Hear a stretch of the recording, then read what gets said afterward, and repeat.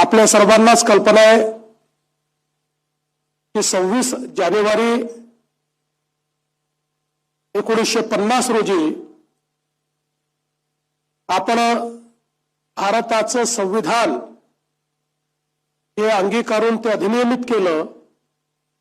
आणि त्यातून एक लोकशाही प्रधान अशा प्रकारचा प्रजासत्ताक आपण निर्मित केला। भारताचं संविधान तयार करताना संविधान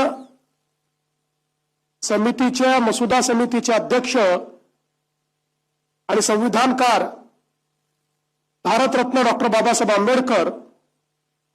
आणि या संविधान समितीच्या सर्व सदस्यांच्या प्रती मी कृतज्ञता व्यक्त करतो, त्यांचे आभार व्यक्त करतो की जगातलं सर्वोत्तम संविधान हे त्यांनी आपल्या भारताला दिलं।